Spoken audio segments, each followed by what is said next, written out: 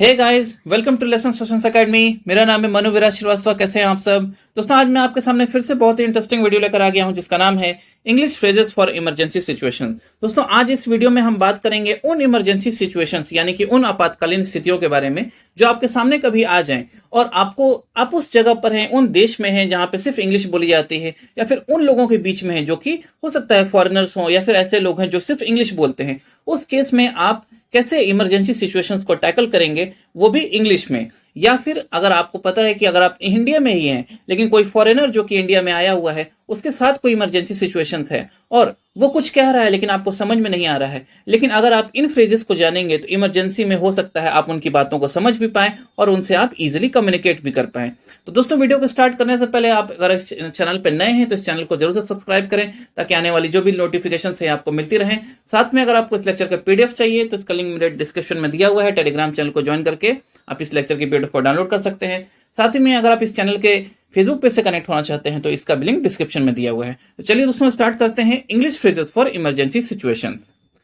हमारी first situation है कि कभी भी अगर कोई इमरजेंसी होती है तो हम लोग कहते हैं please call an ambulance, it's an emergency. यह एक आपातकालीन स्थिति है, प्लीज एम्बुलेंस को बुलाइए। तो इसको याद रखिएगा, कभी भी आपको एम्बुलेंस को बुलाना हो और आपको कहना हो कि यह एक आपातकालीन स्थिति है तो आप कहेंगे please call an ambulance, it's an emergency. तो याद रखिएगा। आइए देखते हैं हमारी नेक्स्ट कंडीशन। हमारी नेक्स्ट सिचुएशन है where is the nearest hospital, यानी कि सबसे पास का हॉस्पिटल कहां पर है। कभी ऐसी सिचुएशन आ जाए आपको पूछना हो किसी से कि सबसे पास का हॉस्पिटल कहां है तो आप यूज करेंगे where is the nearest hospital. तो याद रखिएगा। आइए देखते हैं हमारी नेक्स्ट सिचुएशन। हमारी नेक्स्ट सिचुएशन है it will be okay, I will stay here with you. कहने का मतलब है कि अगर मान के चलते हैं आपका कोई फ्रेंड है, वो उसका एक्सीडेंट हो गया है तो आप बोल सकते हैं उसको, आप उनके साथ हैं। तो देखिए, जनरली क्या होता है जब आप हॉस्पिटल में होते हैं अपने किसी रिलेटिव के साथ, अपने फ्रेंड के साथ, तो उनका आपका होना उनके साथ यही उनके लिए एक हीलिंग का एक पावर होती है। उनकी हीलिंग उनकी काफी जल्दी हो जाती है। उससे उन्हें लगता है कि हमारे साथ कोई है, तो आप उनको सांत्वना दे सकते हैं इट विल बी ओके, अरे ठीक हो जाएगा, आई will stay here with you, मैं तुम्हारे साथ यहाँ पे रुकूंगा। तो आप ये कह सकते हैं कि अरे ठीक हो जाएगा, कोई बात नहीं, हम लोग हैं तुम्हारे साथ। तो आप बोल सकते हैं कि इट विल बी ओके, सब ठीक हो जाएगा, आई will stay here with you, यानी कि मैं तुम्हारे साथ यहाँ पे हूं।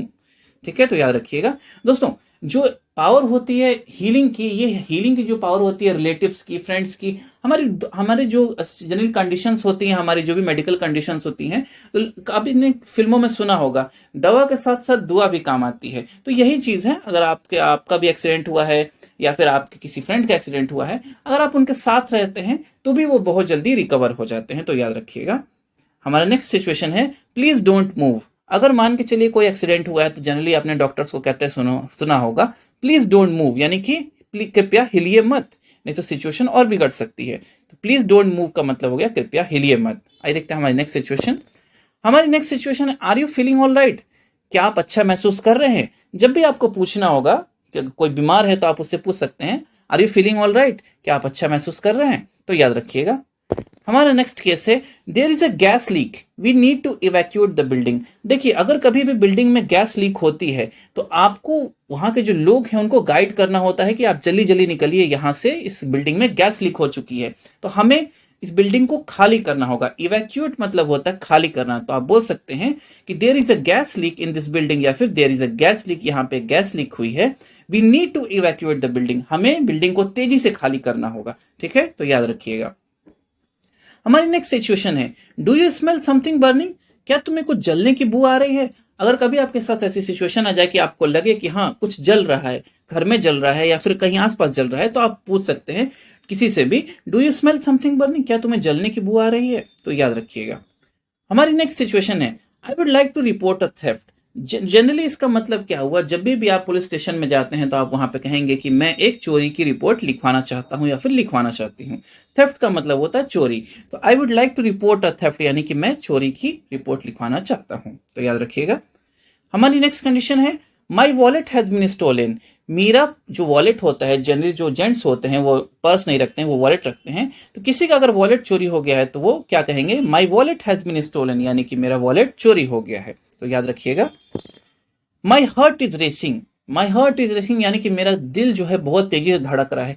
जनरली दोस्तों अगर हार्ट अटैक आने की जो सिचुएशंस होती हैं उसमें जो हार्ट अटैक का जो पेशेंट होता है, जिसको हार्ट अटैक आने वाला होता है, उसका दिल काफी तेजी से धड़कने लगता है। उस केस में वो लोग कहते हैं माई हार्ट इज रेसिंग। अगर कोई आपसे कहे या फिर आपके साथ ऐसी सिचुएशन आए और आप एक फॉरेन कंट्री में हैं या उन लोगों के बीच में जो कि सिर्फ इंग्लिश बोलते हैं, तो आप उनको अपनी सिचुएशन बता सकते हैं, emergency situation, my heart is racing यानी कि मेरा दिल काफी तेजी से धड़क रहा है। हमारी नेक्स्ट सिचुएशन है आई think she is having a stroke. अगर किसी को स्ट्रोक यानी कि अचानक से वो बेहोश होने वाला होता है या कोई मिर्गी का दौरा होने वाला होता है या कोई भी अगर ऐसी सिचुएशन होती है, तो आप कह सकते हैं, अगर आपको लग रहा है कि वो व्यक्ति बेहोश होने वाला होता है, तो आप कह सकते हैं I think she is having a stroke, यानी कि सामने जो महिला है मुझे लगता है उसको स्ट्रोक आने वाला है, यानी कि हो सकता है उसको हार्ट अटैक आ जाए, हो सकता है वो बेहोश हो जाए। तो स्ट्रोक एक बहुत ही काफी बड़ा वर्ड है, इसमें काफी सारी बीमारियां आ जाती हैं, तो आप कह सकते हैं I think she is having a stroke. हमारी next situation my chest hurts. अगर किसी का दिल दुख रहा है, दिल दुख रहा है यानी कि उनकी जो दिल नहीं दुख रहा है, यहाँ पे छाती की बात होती है। जनरली आपका जो चेस्ट होता है वो अगर दुख रहा है, ये भी कंडीशन होती है जब हार्ट अटैक आने वाला होता है। हार्ट अटैक में आपने देखा होगा बहुत सारे जो फिल्मों में लोग अपना दिल पकड़ के बैठ जाते हैं, सीना पकड़ के। तो माई चेस्ट हर्ट्स मतलब होता है मेरा दिल बहुत तेजी से दुख रहा है, यानी कि हार्ट अटैक आने की काफी संभावना है। हमारी नेक्स्ट सिचुएशन है ही या फिर शी इज चोकिंग। देखिए दोस्तों, चोकिंग मतलब होता है अगर मान के चलिए आपके गले में कुछ फंस जाता है और आपसे सांस नहीं ली जाती है, तो इस सिचुएशन को कहते हैं चोकिंग। तो ही या फिर शी इज चोकिंग मतलब हो गया कि उसके सामने वाले के जो लड़का है या फिर लड़की है उसके गले में कुछ फंस गया है और उससे सांस नहीं ली जा रही है, तो याद रखिएगा चोकिंग इसे कहते हैं। जनरली लोग कहते हैं ना गले में हड्डी फंस जाना, तो ये काफी, या फिर मछली की हड्डी फंस जाना, तो ये फिर जो भी मछली का जो कांटा होता है या फिर जनरली जो चिकन या फिर मटन की जो हड्डी होती है, अगर ये जनरली फंस जाती है गले में, तो ये सिचुएशन चोकिंग की आ जाती है। उस कंडीशन में जो पेशेंट होता है उसको सांस नहीं आती है। हमारा नेक्स्ट कंडीशन है ही हैज नो पल्स। आपने देखा होगा फिल्मों में या फिर ऐसा कंडीशन में कि जब जब कोई भी सांस नहीं आ रही होती, जैसे डॉक्टर कहता है कि अब इनको सांस नहीं आ रही, जो पेशेंट होता है उसको कहते हैं इनकी सांस नहीं आ रही, इनकी सांसें नहीं चल रही हैं, तो ही हैज नो पल्स का मतलब हुआ कि जो व्यक्ति है इसकी अब सांसें नहीं चल रही हैं। हमारी नेक्स्ट कंडीशन है कॉल द पुलिस, जो कि बहुत ईजी है, यानी कि कृपया पुलिस को बुलाइए। कोई भी इमरजेंसी सिचुएशन आती है तो वहां पे अब यूज कर सकते हैं कॉल द पुलिस, पुलिस को बुलाओ, कॉल द एम्बुलेंस, किसी को भी, कॉल द फायर ब्रिगेड, किसी को भी। Look out we are going to crash.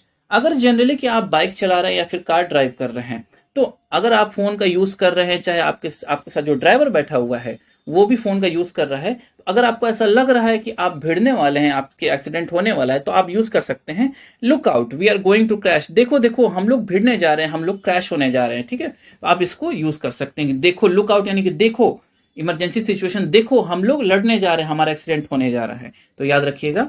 हमारी नेक्स्ट सिचुएशन है बी केयरफुल। बी केयरफुल आपको पता है अच्छे से रहो, यानी कि कोई भी दिक्कत हो तो इसमें आप यूज कर सकते हैं कि बी केयरफुल, यानी कि जैसे जनरली बच्चे जब जाते हैं, जैसे पेरेंट्स जाते हैं घर से बाहर जाते हैं, ऑफिस जाते हैं, तो बच्चों को सिखा के जाते हैं बी केयरफुल, यानी कि तुम अच्छे से रहना, एकदम कोई भी ऐसी स्थिति नहीं आने देना, तो याद रखिएगा।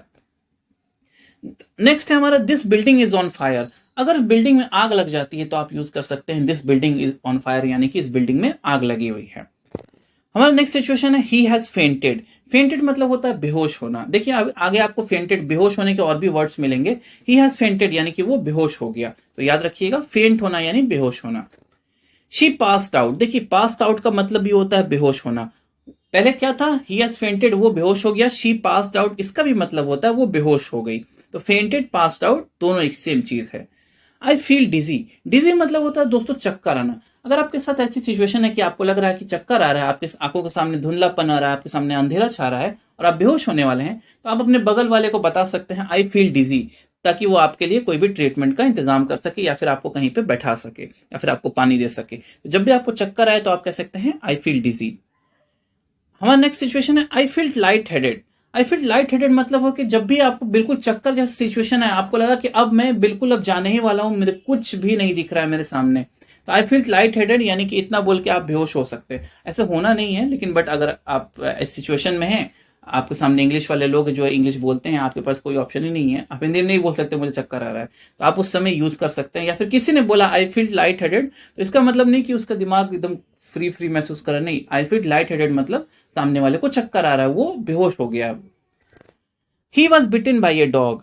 जैसे कि मान के चलते बचपन में हम सभी को, बहुत सारे बच्चों को कुत्ते काट लेते हैं, तो बच्चे एक्सप्रेस नहीं कर पाते हैं, या फिर क्या कहते हैं, आप जो छोटे भाई बहन होते हैं, या फिर आपको किसी को बताना है कि हाँ किसी को कुत्ते ने काट लिया है, तो आप बोल सकते हैं he was bitten by a dog, या फिर she was bitten by a dog, यानी कि उसको कुत्ते ने काट लिया है।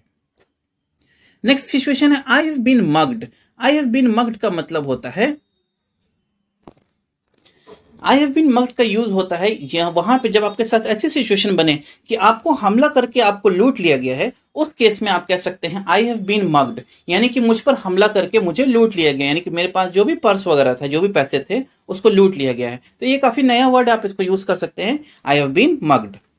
हमारा नेक्स्ट केस है ही वॉज बीटन अप, उसे पीटा गया। बीट मतलब पीटना, तो आप कह सकते हैं अगर किसी को आपको बताना है कि उसे पीटा गया तो आप यूज कर सकते हैं ही वॉज बीटन अप। हमारा नेक्स्ट केस है अगर किसी को गोली मार दी गई है तो आप कह सकते हैं he was shot with a gun, उसे गन से यानी कि उसे बंदूक से गोली मार दी गई, या फिर सिंपली उसे गोली मार दी गई है, तो he was shot with a gun. हमारा नेक्स्ट केस है where does is hurt, where does it hurt, यानी इसका कहाँ पे दर्द हो रहा है, कहाँ पे दुख रहा है। जनरली डॉक्टर पूछते हैं कहाँ पे दर्द हो रहा है, तो where does it hurt, hurt मतलब होता है दर्द होना, कहाँ पे दर्द हो रहा है, तो where does it hurt. Next case है it's nothing serious don't worry, चिंता की कोई बात नहीं है, तो सीरियस कुछ सीरियस नहीं है, कुछ नॉर्मल चीज, ऐसे मान के जनरली फिल्मों में आपने देखा होगा, तो लोग पूछते हैं ऑपरेशन के बाद क्या हुआ डॉक्टर साहब, तो डॉक्टर कहते हैं चिंता की कोई बात नहीं, सब कुछ सही है। तो it's nothing serious don't worry, चिंता की कोई बात नहीं, सब कुछ सही है। Don't worry help is on the way, अगर किसी का एक्सीडेंट हुआ या कुछ ऐसी सिचुएशन आ गई है तो आप उनको सांत्वना दे सकते हैं कि या फिर उनको बता सकते हैं कि चिंता की कोई बात नहीं है, मदद आ रही है। आपने जैसे मान के चलते हैं एक्सीडेंट हो गया है, आपने फोन किया एम्बुलेंस को, तो एम्बुलेंस ने बोला कि हाँ हम लोग, एम्बुलेंस वालों ने बोला कि हम लोग आ रहे हैं, 2 मिनट में पहुंच जाएंगे, तो आप बोल सकते हैं कि डोंट वरी चिंता की कोई बात नहीं है, help is on the way. Help is on the way यानी कि मदद जो है वो रास्ते में, बस मदद आने ही वाली है। नेक्स्ट केस है be careful on those steps they are slippery. Steps मतलब हो गया यहाँ सीढ़ी, यानी कि जो सीढ़ियां हैं उस पर आराम से चलो, दे आर स्लिपरी, वो कि यहाँ फिसलन भरी सीढ़ियां हैं, यानी अगर तुम आराम से नहीं चलोगे तो वो उस पर तुम फिसल जाओगे। तो अगर आपके मान के चलते हैं आपके घर में जो भी सीढ़ियां हैं, आपके कोई फ्रेंड आया वो धुली हुई हैं और आप उनको तो बताना चाहते हैं कि तुम आराम से चलो नहीं तो फिसल जाओगे, वो फिसलन वाली सीढ़ियां हैं, तो आप बोल सकते हैं B careful on those steps, उन सीढ़ियों पर केयरफुली चलो, दे आर स्लिपरी, वो फिसलन भरी हैं। हमारा नेक्स्ट केस है don't worry we are taking you to the doctor, चिंता की कोई बात नहीं है, तुम चिंता नहीं करो, हम तुम्हें डॉक्टर के पास ले जा रहे हैं। तो इसका मतलब हो गया कि चिंता नहीं करो, हम तुम्हें डॉक्टर के पास ले जा रहे हैं, तो don't worry we are taking you to the doctor. हमारा नेक्स्ट केस है he was hit by a car, उसे कार के द्वारा मार दिया गया, यानी कि उसका जो एक्सीडेंट हुआ है वो कार से हुआ, यानी कार ने उसे ठोकर मार दी या फिर टक्कर मार दी है। तो आपको सिचुएशन को एक्सप्लेन करना है कि कैसे उसका एक्सीडेंट हुआ, तो आप बोल सकते हैं he was hit by a car, ठीक है, यानी कि उसे कार से ठोकर मार दी गई है। हमारा नेक्स्ट सिचुएशन है he was stabbed with a knife. He was stabbed का मतलब होता है चाकू से वार करना, तो इसलिए मैंने लिख दिया विथ अ नाइफ, यानी कि स्टैब्ड मतलब जनरली लोगों को नहीं समझ में आएगा, स्टैब्ड मतलब ही होता है चाकू से वार करना, तो उस पर चाकू से वार किया गया। तो अगर आपको बताना है कि उस पर वार कैसे किया गया, तो उस पर चाकू से वार किया गया, तो आप कह सकते हैं कि he was stabbed with a knife. तो दोस्तों ये जो हमारी इमरजेंसी सिचुएशन थी ये यहीं पे खत्म होती है। मेरे ख्याल से आपने सीख गए होंगे अगर कभी भी आपके सामने इमरजेंसी सिचुएशन ऐसी आती है, या आप बोल सकते हैं इन चीज़ों को, या फिर अगर आपको किसी ने इस तरह की चीज़ें बोली तो आपको कम से कम आइडिया होना चाहिए बेसिक इंग्लिश का कि इमरजेंसी सिचुएशन का, कि अगर कभी ऐसी सिचुएशन आए तो आप कैसे रिएक्ट करें। तो दोस्तों मेरे ख्याल से आपने सीख गए होंगे। तो वीडियो आपको कैसी लगी आप कमेंट बॉक्स में जरूर से बता सकते हैं। साथ में अगर आपने पुरानी वीडियो स्पोकन इंग्लिश की नहीं देखी है तो आप इसको भी देख सकते हैं। वीडियो एंड होते होते इसका लिंक डिस्क्रिप्शन में आ जाएगा। तो चलिए दोस्तों वीडियो एंड होती है, फिर मिलते हैं, धन्यवाद। Wake up, early mornings, late nights, hopping on a different flight. What's the meaning of life, ayy? Wake up, same-ish, different day, make a wish, call it